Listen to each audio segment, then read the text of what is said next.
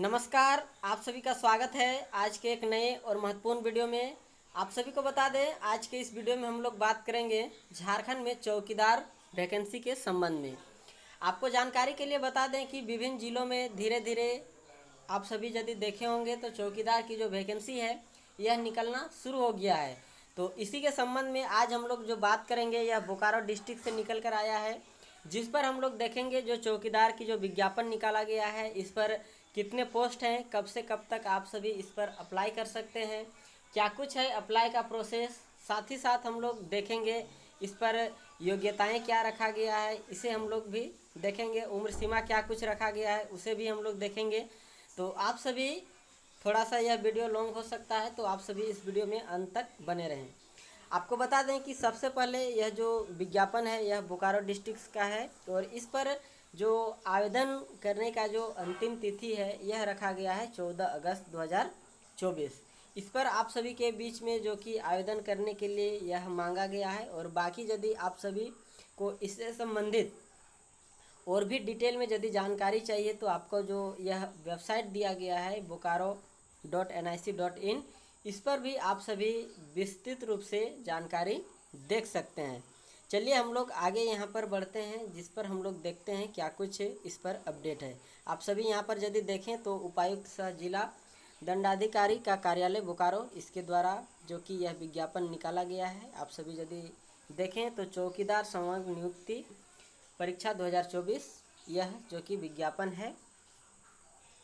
इसी पर देखिए एक महत्वपूर्ण जो कि यहाँ पर आप सभी के बीच में तिथि निर्धारित कर दिया गया है, कब से इस पर जो आवेदन है यह कर सकते हैं। देख लीजिए, दिया गया है 25/7/2024, यानी कि 25 जुलाई से आप सभी इस पर अप्लाई कर सकते हैं। और आवेदन करने की जो अंतिम तिथि होगी यह आप सभी के बीच में 14 अगस्त रखा गया है। तो आप सभी देख लीजिए, यह एक महत्वपूर्ण अपडेट जो कि निकल कर आया है। और इस पर अब जो चौकीदार के संबंध में जो विज्ञापन है यह जारी कर दिया गया है बोकारो डिस्ट्रिक्ट का। अब यहाँ पर हम लोग आगे बात करते हैं जो पोस्ट है इसके संबंध में।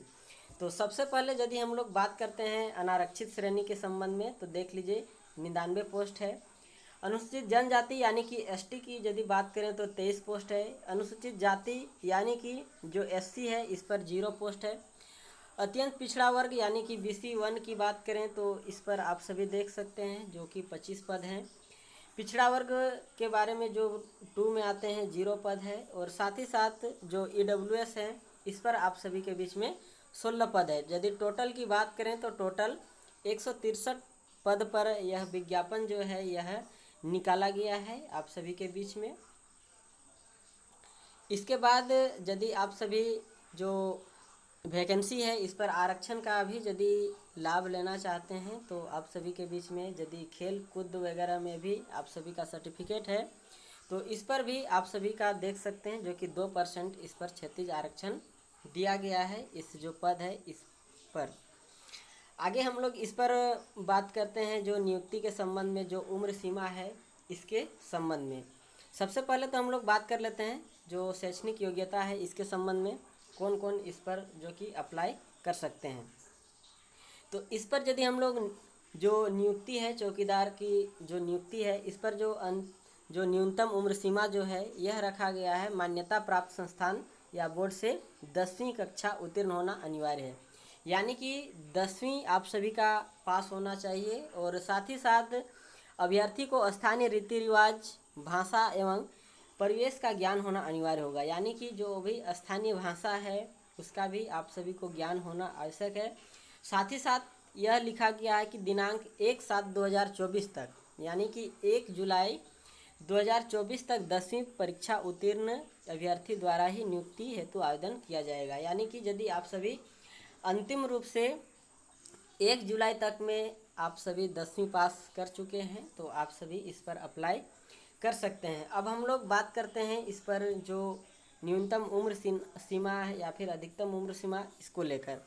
तो देखिए, सबसे पहले आप सभी के बीच में दिया है जो न्यूनतम उम्र सीमा है 18 वर्ष रखा गया है। आप सभी जानते होंगे कुछ भी जो वैकेंसी है लगभग वैकेंसी में आपको न्यूनतम उम्र सीमा 18 वर्ष दिखाई देता होगा। अब बात करते हैं हम लोग अधिकतम उम्र सीमा को लेकर। तो अधिकतम जो उम्र सीमा है इस पर जो जनरल कैटेगरी से आते हैं अनारक्षित वर्ग से, उन सभी का जो अधिकतम उम्र सीमा है यह 35 वर्ष रखा गया है। और जो ओबीसी वर्ग से आते हैं 37 वर्ष रखा गया है। साथ ही साथ यदि आप सभी जो महिला कैंडिडेट, जो फीमेल कैंडिडेट, चाहे वो अनारक्षित के लिए हो या फिर पिछड़ा वर्ग के लिए हो, उन सभी के लिए 38 वर्ष रखा गया है। आगे देख लीजिए, जो एसटी एससी के लिए महिला हो या फिर पुरुष हो, इसके लिए 40 वर्ष रखा गया है।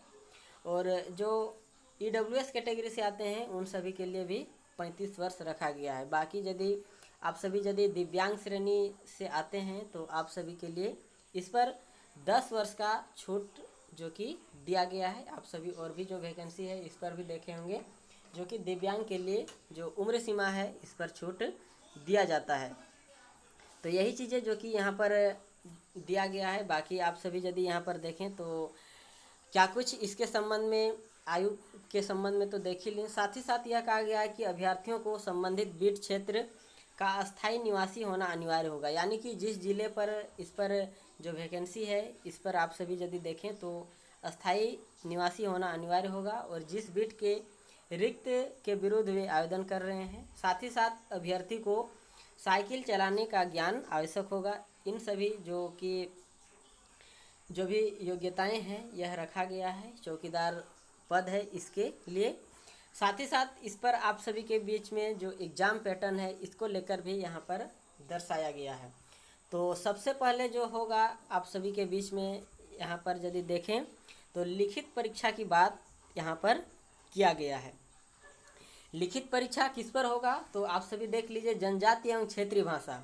आप सभी यदि देखे होंगे तो जो भी झारखंड का क्षेत्रीय एवं जनजातीय भाषा है, कार्मिक विभाग का हो या फिर जो भी हो, इस पर आप सभी के बीच में आप सभी जो क्षेत्रीय भाषा है इस पर 50 अंकों का इस पर एग्ज़ाम जो है लिखित परीक्षा लिया जाएगा। और इस पर लिखित परीक्षा जिला से संबंधित सामान्य ज्ञान एवं स्थानीय भाषा, इन सभी पर आप सभी के बीच में रहेगा। यहाँ पर भाषा का भी जो जिक्र है वह कर दिया गया है, चाहे वो मुंडारी हो या फिर हो भूमिज, संथाली, कुड़ुक, क्षेत्रीय भाषा, कुड़माली, बांग्ला, उर्दू और उड़िया, इन सभी जो सब्जेक्ट है इस पर आप सभी के बीच में स्थानीय भाषा से प्रश्न पूछे जाएंगे।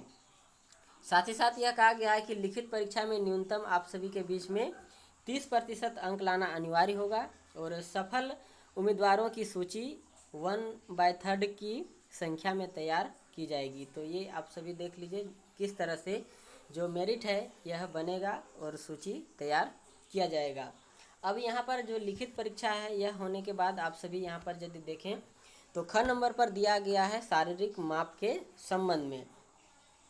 तो शारीरिक माप के संबंध में जो न्यूनतम होगा उसको यहाँ पर दिखाया गया है। अधिकतम तो आप सभी का जितना भी होगा उससे कुछ भी दिक्कत नहीं है।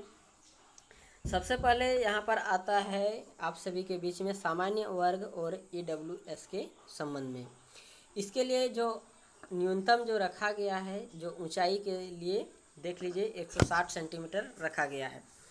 इसी तरह बात करते हैं हम लोग यदि जो पिछड़ा वर्ग या फिर अन्य पिछड़ा वर्ग से आते हैं उन सभी के लिए भी 160 सेंटीमीटर रखा गया है। अनुसूचित जनजाति और अनुसूचित जाति यानी कि एसटी और एससी के लिए 155 सेंटीमीटर आप सभी देख लीजिए। और महिलाओं के लिए 148 सेंटीमीटर रखा गया है। इस पर देखिए यह कहा गया है कि लिखित परीक्षा के पाठ्यक्रम सामान्य ज्ञान एवं स्थानीय भाषा से संबंधित 50 बहुविकल्प प्रश्नों जिसके लिए 1.5 घंटे का समय होगा। यानी कि समय भी आप सभी के बीच में दिया गया है, 1.5 घंटे का समय आप सभी के बीच में दिया जाएगा। और गलत उत्तर के लिए कोई अंक कटौती नहीं की जाएगी। ये आप सभी के लिए एक गुड न्यूज़ है, जिस पर आप सभी यदि देखें तो जो नेगेटिव मार्किंग है यह नहीं है आप सभी के बीच में। शारीरिक जांच के लिए यहाँ पर आप सभी का जो कि अंक निर्धारित कर दिया गया है, किनको कितना अंक मिलेगा इसको लेकर देखिए। लिखित परीक्षा में उत्तीर्ण एवं शारीरिक माप में अंकित न्यूनतम शारीरिक मापधारी अभ्यर्थी शारीरिक जांच में भाग लेंगे। यानी कि यदि आप सभी यह जो 2 स्टेज है आप सभी देख सकते हैं, जो लिखित परीक्षा है और साथ ही साथ आप सभी का जो शारीरिक माप है, यह यदि हो जाता है तो आप सभी के लिए यहाँ पर दिया गया है जो शारीरिक जांच होगा, इस पर आप सभी का जो मापधारी अभ्यर्थी शारीरिक जांच में भाग ले सकते हैं। और सभी अभ्यर्थी 1 मील, आप सभी यहाँ पर देख सकते हैं, 1 मील में दौड़ में भाग लेंगे और इस पर शारीरिक जांच में निम्न आधार पर अंक दिए जाएंगे। तो जो 1 मील का जो दौड़ होगा, सबसे पहले तो यह दिया गया है पुरुषों के लिए। तो पुरुषों के लिए यह कहा गया है कि यदि आप 5 मिनट से पहले यदि जो दौड़ है इसको पूरा करते हैं तो आप सभी का इस पर 20 अंक दिया जाएगा। साथ ही साथ यदि आप 5 मिनट के बाद और 6 मिनट के बीच इसके अंदर यदि आप सभी पहुंचते हैं तो आप सभी के लिए 10 अंक दिया जाएगा। इसी तरह देख लीजिए महिलाओं के लिए इस पर और भी जो समय है उसको बढ़ाया गया है, देख सकते हैं। महिला कैंडिडेट के लिए 8 मिनट में आप सभी को जो 1 मील है इसका दौड़ लगाना है। यदि आप सभी 8 मिनट से पहले पहुंचते हैं तो 20 अंक दिया जाएगा और 8 से यदि 10 मिनट के बीच में पहुंचते हैं तो इस पर 10 अंक दिया जाएगा। साथ ही साथ यह लिखा गया है कि अधिक समय लेने वाले निर्हित समझे जाएंगे, यानी कि जो इसके बाद यदि आप सभी बहुत ज़्यादा समय लेते हैं तो आप सभी का जो कि इस पर निर्हित समझे जाएंगे। यह जो कि दिया गया है जो विज्ञापन है इसके संबंध में। इसके बाद देख सकते हैं जो कि जो मेधा सूची है यह बाद में प्रकाशित कर दिया जाएगा आप सभी के बीच में, यह जो विज्ञापन है इसको लेकर। और साथ ही साथ यदि वेतन 1 का बात करते हैं हम लोग, तो जो वेतन 1 है इसको लेकर भी देख लीजिए क्या कुछ कहा गया है कि वेतनमान आप सभी का जो 5,200 से लेकर 20,200 जो कि वेतनमान रहेगा। और ग्रेड जो रहेगा इस पर 1,800 का ग्रेड पे रहेगा, देख सकते हैं यहाँ पर जो कि लिखा गया है। पे मैट्रिक्स लेवल 1 का बात इस पर कर दिया गया है। आप सभी यदि देखें तो 18,000 से लेकर 56,900 के मूल वेतनमान या फिर 18,000 तथा समय समय पर दे अन्य भत्ता इस पर भी दिया जाएगा। अब यहाँ से आता है आप सभी के बीच में महत्वपूर्ण जो आवेदन करने की प्रक्रिया। तो आवेदन जो करने की जो प्रक्रिया होगा यह आप सभी के बीच में ऑफलाइन होगा। सबसे पहले यह समझ लीजिए। सबसे पहले तो यहाँ पर पढ़ लेते हैं क्या कुछ दिया गया है। उपरोक्त योग्यता सह अर्हता रखने वाले उम्मीदवारों से विहित प्रपत्र में आवेदन पत्र, आवश्यक कागजात यथा शैक्षणिक अंक प्रमाण पत्र, देख लीजिए अंक प्रमाण पत्र का बात किया गया है, यानी कि जो मार्कशीट होता है वह प्रमाण पत्रों की स्व अभिप्रमाणित प्रति, आरक्षण के दावा हेतु सक्षम पदाधिकारी द्वारा निर्गत अद्यतन आवासीय, देख लीजिए यहाँ पर यदि आप सभी को आरक्षण का भी लाभ लेना है तो आवासीय प्रमाण पत्र, साथ ही साथ आय प्रमाण पत्र एवं जाति प्रमाण पत्र और जन्म तिथि से संबंधित कोई एक भी प्रमाण पत्र, या फिर यदि आप सभी का अनुभव प्रमाण पत्र है तो भी आप इस पर दे सकते हैं। ये आप सभी मैट्रिक का हो गया। फिर उसके बाद जाति आय आवासीय हो गया और जन्म प्रमाण पत्र से संबंधित कोई भी एक प्रमाण पत्र। इस पर आप सभी को के साथ स्व अभिप्रमाणित 2 पासपोर्ट साइज फ़ोटो, यानी कि आप सभी देख लीजिए 2 पासपोर्ट आकार का आप सभी को फ़ोटो भी इस पर संलग्न करना है। और करते हुए दिनांक, यहाँ पर आप सभी के लिए भी डेट जो कि मेंशन कर दिया गया है 14/8/2024 तक जिला सामान्य शाखा उपायुक्त कार्यालय बोकारो में आवेदन जमा कराया जा सकता है। यानी कि अंतिम रूप से यदि तिथि की बात करें तो आप सभी जिला में इस पर जो शाखा उपायुक्त जो कार्यालय है वहाँ पर आप सभी जमा कर सकते हैं 14 अगस्त के बीच में। 14 अगस्त के बाद यदि आप सभी इस पर आवेदन करते हैं तो इस पर विचार नहीं किया जाएगा। साथ ही साथ और भी चीज़ें लिखा गया है कि यदि अन्य कार्यालय में आप सभी इस पर जमा करते हैं तो भी इसको निरस्त समझा जाएगा। इसलिए जहाँ पर आप सभी का दिया गया है जो ऑफिस, उसी पर आप सभी को जमा करना है। साथ ही साथ यह कहा गया है कि आवेदन को बंद लिफाफे में निबंधित डाक स्पीड पोस्ट से भी भेजा जा सकता है। यानी कि यदि आप सभी स्पीड पोस्ट के माध्यम से यदि अप्लाई करना चाहते हैं तो भी आप सभी इस पर अप्लाई कर सकते हैं। और अन्य और भी चीज़ें जानकारी यदि आप सभी को जानना है तो यह जो वेबसाइट दिया गया है इस पर आप सभी डाउनलोड या फिर जो भी एडमिट कार्ड वगैरह का जो प्रोसेस होगा वह सभी चीज़ें आपको दिखाया जाएगा। अब यहाँ पर आता है आवेदन शुल्क को लेकर। तो आवेदन शुल्क आप सभी के बीच में, चाहे वो अनारक्षित श्रेणी के लिए हो या फिर पिछड़ा वर्ग के लिए हो, आप सभी के लिए 200 रुपये का होगा। साथ ही साथ यदि आप सभी ST SC से आते हैं तो उन सभी के लिए 100 रुपये का होगा। और किस तरह से आपको यह जो फ़ी है देना है, इसके लिए देखिए यहाँ पर कहा गया है कि भारतीय पोस्टल ऑर्डर या बैंक ड्राफ्ट, यानी कि आप सभी को भारतीय पोस्टल ऑर्डर के द्वारा या फिर बैंक ड्राफ्ट के माध्यम से आपको देना है, जो कि उपायुक्त बोकारो के पद नाम से भुगते होगा, संलग्न करना अनिवार्य होगा। यानी कि जो फॉर्म होगा, फॉर्म के साथ आप सभी को यह जो बैंक ड्राफ्ट है, इसी के माध्यम से आपको 200 रुपये का हो या फिर 100 रुपये का आप सभी जो चालान है वह बना सकते हैं, और उसे आप सभी इस पर जो फॉर्म होगा इसके साथ देकर आप सभी अप्लाई कर सकते हैं। और बाकी जो तिथि है, चाहे वो परीक्षा की तिथि हो या फिर अन्य चीज़ों से संबंधित जो भी जानकारी हो, आपको स्थानीय जो समाचार है इसके माध्यम से प्रकाशित किया जाएगा। और यदि आप सभी डाक के द्वारा करते हैं तो आप सभी के लिए एक महत्वपूर्ण जो कि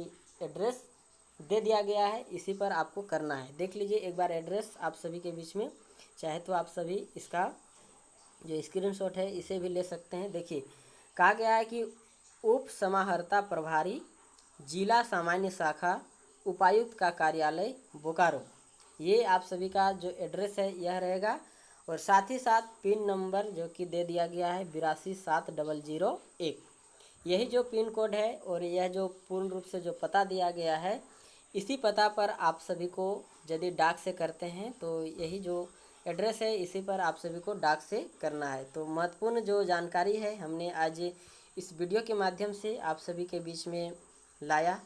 उम्मीद करता हूँ आप सभी यह जो जानकारी है ज़रूर समझे होंगे, और फिर भी यदि कुछ डाउट है तो आप सभी कमेंट के माध्यम से बता सकते हैं। फिलहाल आप सभी यदि यह जो वैकेंसी है इस पर आप सभी इंटरेस्ट हैं या फिर आपके घर वाले इंटरेस्ट हैं तो आप सभी इस पर ज़रूर अप्लाई कर सकते हैं। फिलहाल तो आप सभी के लिए यह था अपडेट। आगे की अपडेट के लिए बने रहें हमारे इस यूट्यूब चैनल के साथ। मिलते हैं कुछ नए और महत्वपूर्ण तथ्यों के साथ। तब तक के लिए आप सभी का बहुत बहुत धन्यवाद।